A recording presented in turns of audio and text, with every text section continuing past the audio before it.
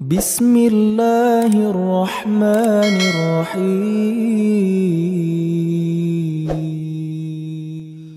Orang kalau ikhlas karena Allah akan sangat membantu dia beribadah. Ya. Kiat-kiat untuk ikhlas yang pertama adalah bacalah fadilah ikhlas itu. Ya, di antaranya hadis Nabi SAW yang berbunyi, Allah tidak akan menerima amalan, riwayat Abu Daud ini ya, Allah tidak akan menerima amalan kecuali yang ikhlas kepadanya. Inna Allah la yaqbalu amalan illa ma kana khalisan liwajhi. Ya. Jadi iman tidak bisa.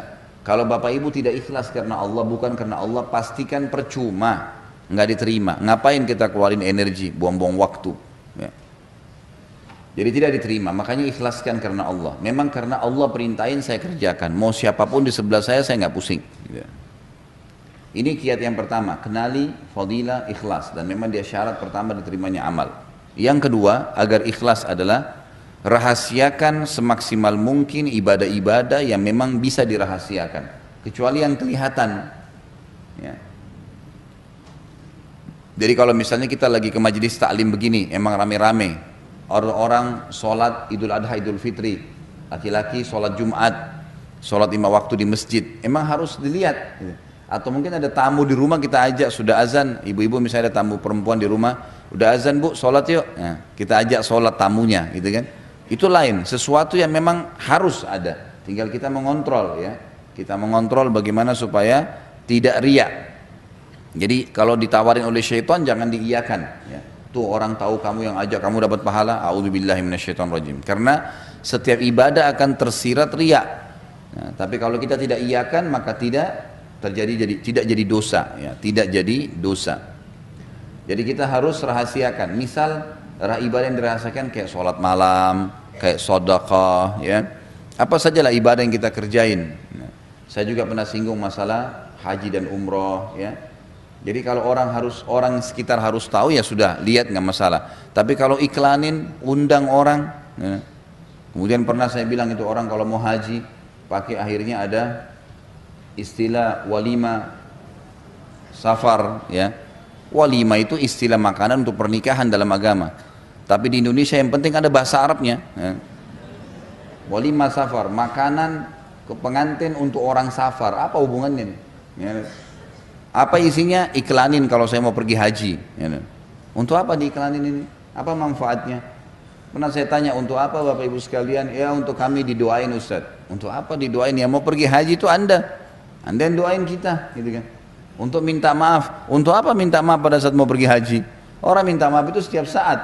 Jangan meninggal, jangan tidur malam hari ini kecuali Anda sudah minta maaf sama semua orang yang pernah buat salah, karena kita bisa meninggal, ketemunya akhirat, bahaya gitu kan. Jadi nggak ada alasan. Maka lebih baik nggak usah. Oh nggak enak sama tetangga kalau nggak acarain seperti mereka, nggak ada ceritanya, nggak enak. Kita punya syariat, nggak boleh. Bahkan para ulama salaf dulu, mereka ada yang pergi jihad, pergi haji, pergi umrah, tidak ada yang tahu, tidak ada yang tahu. Dinukil dalam sebuah kisah, Abu Bakar radhiyallahu anhu pernah membantu seorang ibu janda, tidak ada yang tahu. Umar bin Khattab radhiyallahu anhu menceritakan, di zaman khilafahnya Abu Bakar, beliau pun punya hajat. Beliau mengatakan, saya punya hajat dengan Abu Bakar. Kemudian habis sholat duhur, saya ngobrol-ngobrol dulu dengan beberapa sahabat, ya kan? Kata Umar, nanti baru saya mau nyusul Abu Bakar ke rumah. Abu Bakar sering habis jadi imam selama khalifah pulang ke rumahnya. Maka Umar pun nyusul, pikirannya Abu Bakar di rumahnya. Abu Bakar sudah nggak ada. Kemudian Abu Umar memberikan salam dari depan rumah. Assalamualaikum warahmatullahi wabarakatuh. Dijawab oleh istrinya Abu Bakar, ya. Lalu Umar berkata, mana Abu Bakar? Kata istrinya, Abu Bakar nggak pernah pulang di jam-jam seperti ini. Waktu seperti ini nggak pernah pulang. Dia biasanya pulangnya habis sholat asar baru pulang ke rumah. Duhur asar tuh nggak pernah gitu. Kata Umar, tapi kami menyaksikan dia selalu pulang ke rumahnya. Kata istrinya, tidak ada. Baiklah, Umar cerdas nih. Umar nggak begitu pulang, dia pulanglah ke rumahnya, sholat asar, ketemu sama Abu Bakar, nggak ditanya sama dia. Dia nggak nanya. Maghrib ketemu nggak nanya, Isya ketemu nggak nanya, subuh ketemu nggak nanya. Besok habis duhur, Abu Bakar waktu keluar dari masjid diikuti sama Umar diam-diam. Ternyata Abu Bakar jalan sampai depan rumahnya, dia lihat kiri kanan nggak ada orang, terus lagi jalan lurus sampai ke ujung Madinah, jalan kaki sendirian. Sama Umar diikutin. Ternyata di ujung Madinah ada satu rumah gubuk tua sekali.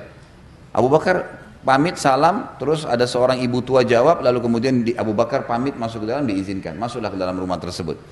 Umar menunggu di sebelah tembok rumah.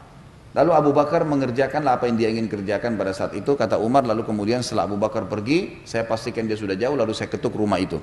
Lalu saya berikan salam, dijawab oleh seorang nenek. Ya. Lalu saya bilang, ibu, apa ibu izinkan saya masuk? Kata ibu itu, silahkan.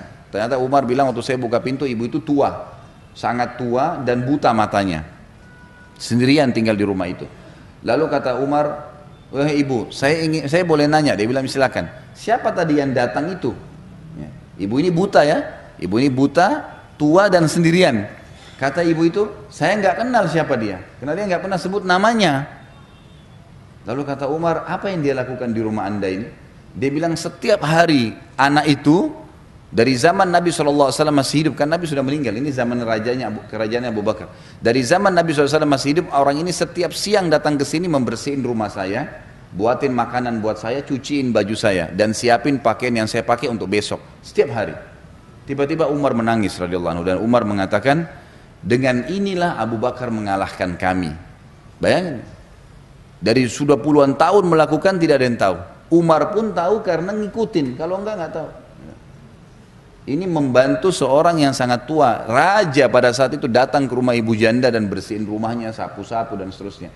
Dan setelah Abu Bakar meninggal, Umar melakukan hal itu. Terus saja beliau mencari orang-orang janda-janda yang susah, dibiayai, dibantu gitu kan. Dan setiap kali selesai dia mengatakan, inilah pelajaran dari Abu Bakar, inilah pelajaran dari Abu Bakar gitu. Ini contoh-contoh, ini salah satu contoh saja bagaimana mereka bisa mengontrol dan menjaga itu. Jadi kiat yang kedua harus merahasiakannya. Renungi sebuah hadis riwayat Imam Muslim yang berbunyi, kata Nabi SAW, Inna Allah yuhibbut taqiyul ghaniyul khafi. Allah sangat cinta dengan hambanya yang taqi. Taqi itu bertakwa, diperintahin apa dikerjakan, dilarang apa ditinggalkan. Ghani, orang yang kaya dan suka bersedekah, ya. Suka membantu orang-orang susah. Dan yang ketiga khafi, suka merahasiakan ibadahnya. Allah cinta dengan orang seperti ini, nggak ada yang tahu ya. Sampai kata Nabi SAW, bisa saja orang-orang yang rambutnya berantakan, penuh dengan debu badannya, tapi kalau dia bersumpah atas nama Allah, Allah terima doanya. Jadi jangan pernah anggap remeh. Hasan Basri pernah mengajarkan kepada kita Bapak Ibu sekalian, waktu membahas masalah definisi tawadhu. Tawadhu itu merendah karena Allah. Karena kata Nabi SAW, man tawadhu'a lillah rafa'ahullah. Siapa yang merendah karena Allah, Allah akan tinggikan derajatnya. Lalu para ulama waktu itu di Irak ngumpul, di kota Basra ngumpul. Biasanya para ulama ini mendiskusikan tentang hal-hal yang mungkin ada masalah sedang dihadapin, atau sebuah poin mungkin bagi orang awam tidak terlalu penting, tapi bagi para ulama penting. Waktu itu mereka sedang membahas apa definisi tawadhu. Apa sih tawadhu itu? Maka para ulama masing-masing berikan definisi. Hasan Basri diam, rahimahullah. Kemudian tiba-tiba selesai semua membahas, lalu mereka mengatakan, wahai Imam Hasan Basri, apa pendapat anda tentang masalah ini? Kata Hasan Basri, kalian sudah terlalu banyak ngomong gitu, sudah banyak definisi, tapi kalau kalian mau tangkap dari saya, ambil dari saya, maka ketahuilah tawadhu adalah jangan kau lihat muslim siapapun di depan mata kamu, bagaimanapun jenjang sosialnya, ekonominya, fisiknya, kecuali kau mengatakan pada dirimu, dia lebih baik daripada saya. Maka secara otomatis kita akan merendah, dan merendah ini akan membawa kepada ikhlas, tidak akan riak, gitu kan? Biasanya orang riak karena dia merasa lebih hebat dari orang lain, maka dia menceritakanlah, gitu kan? Maka ini ada hubungannya. Bagaimana kita merendah? Jangan sampai kita menganggap kita lebih baik daripada orang lain. Dan ini masuk dalam poin ketiga. Untuk ikhlas adalah seseorang selalu merendah, merasa dirinya kurang dibandingkan orang lain dari sisi ibadah. Kata Umar radhiyallahu anhu, kalau seandainya kau melihat seseorang yang lebih tua, maka katakanlah orang ini lebih dulu hidup dari saya, maka amalnya lebih banyak. Dan kalau kau lihat orang yang lebih muda, maka katakanlah orang ini masih lebih muda, dosanya masih lebih sedikit daripada saya. Otomatis kita tidak akan merasa lebih dari orang lain. Orang lebih tua, kita merasa bahwasanya orang ini lebih dulu hidup, berarti lebih banyak amalnya. Yang lebih muda, berarti lebih sedikit dosanya daripada saya. Sehingga kita terus merendah. Makanya kiat ikhlas juga ini adalah merendah, tawadhu. Kita harus merendah, jangan merasa lebih hebat dari orang lain. Ada orang begitu subhanallah, dalam para penuntut ilmu, syaitan masuk di pintu itu. Merasa dirinya lebih hebat dari orang lain, gitu kan? Sehingga berat untuk belajar. Mau dengar ceramahnya orang lain aja nggak bisa. Gitu. Subhanallah, saya lihat sendiri guru-guru kami dulu di Madinah, sampai saya ambil pelajaran dari mereka. Ada satu syekh dulu namanya Syekh Atiyah, salah satu ulama di Masjid Nabawi sudah meninggal rahimahullah. Beliau terkenal sekali dengan pemahaman fikihnya. Jadi kadang-kadang teman-teman mahasiswa ini pada ngumpul di majelis itu. Gitu. Kalau kami lagi duduk, kami lihat sendiri tuh. Ada syekh-syekh sudah doktor ya, sudah ngajar, sudah dosen, bisa dikatakan guru besar di kampus, duduk dalam majelis bersama kami. Duduk belajar. Mereka tidak merasa malu duduk bersebelahan dengan muridnya, kalau memang dianggap itu manfaat. Jadi luar biasa gitu. Mereka merendah ya, mereka merendah. Maka ini poin yang juga ya, harus dijaga. Jadi kita sembunyikan, yang kedua dan yang ketiga kita merendah. Sehingga kita selalu terkontrol, tidak merasa lebih dari orang lain. Yang keempat, kontrol lidah, lisan. Kontrol lisan. Setiap mau ngomong, berhentiin. Gak usah ngomong, apapun, pokoknya berhubungan dengan ibadah jangan ceritain. Jangan ceritain. Kecuali memang dalam keadaan-keadaan di mana kita pastikan tidak terbuka celah. Misal Bapak Ibu mau ceritain ke anak-anak. Ya, anak-anak biasanya tidak jauh sekali kita dari riya, gitu kan. Nah, nanti sholat ya, ikutin ibu ya, gini loh sholatnya, ya kan? Kita didik, bapak, ayo nak ikut sama ayah ke masjid ya. Masjid itu fadilahnya besar. Rasulullah SAW bersabda begini misalnya. Maka kita dalam menghadapi anak kita nggak ada riaknya, ya nggak bisa kontrol kan, otomatis ya. Atau kita menasehatin orang tua kita, saudara kita, agar dia meninggalkan satu perbuatan salah. Saya yakin kita bisa mengontrol itu. Nah kontrolan ini harus bisa kita milikin nih, gitu kan. Sebagaimana kita kalau nasihatin anak karena kita sayang dengan dia, maka kalau kita bisa mengontrol itu untuk semua muslim, maka positif, nggak ada masalah, gitu kan?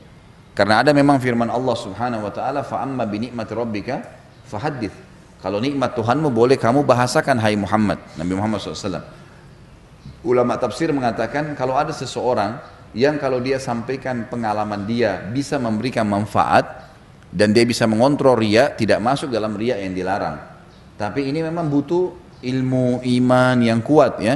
Dia bisa memberikan gambaran-gambaran pengalaman-pengalaman dia yang memang tidak diikuti oleh riya. Jadi jangan juga Bapak Ibu langsung menvonis kalau ada orang yang menceritakan pengalaman dia lalu dianggap orang ini berarti buruk. Enggak. Bisa saja mungkin dia sudah sampai pada level itu. Memang dia bisa mengontrol sebagaimana dia nasihatin anaknya, gitu kan. Misal di kota Jakarta ini tidak ada yang ikut jihad. Sementara jihad sekarang sedang terjadi. Lalu dia sudah ikut, dia punya pengalaman, lalu dia membicarakan, ini jihad itu begini loh, saya hadir ke sana, saya rasakan begini-begini. Untuk motivasi orang dan dia tahu dia tidak, memang betul-betul ikhlas agar umat Islam ini ayo bergerak, misal, gitu kan. Maka itu tidak ada masalah. Sama halnya juga kata ulama orang kalau menyampaikan program-program, ya, seperti sering saya setelah mengambil fatwa ulama tentang bolehnya menyampaikan program. Kayak saya sering sampaikan ini ada program sosial Bapak Ibu sekalian seperti ini, seperti ini, seperti ini. Kalau kita nggak sampaikan orang nggak ngerti, gitu kan. Maka harus disampaikan. Teman-teman yang minggu lalu waktu datang teman-teman dari yang mengantar bantuan ke Syria, memang mereka pengalaman di lapangan, mereka harus sampaikan, memang kami buka sekolah tahfidz Quran, kami membuka pabrik-pabrik roti buat memberikan makan ke orang-orang dan harus diceritain untuk orang jadi tahu supaya memang mereka termotivasi mengerjakan ibadah itu. Tapi kalau dia juga menceritakan itu karena dia ingin dipuji ya sama, berarti masuk dalam bab riya. Baik, itu saya tambahkan karena memang ada disebutkan di sini tentang qurra'ul mura'in, ya.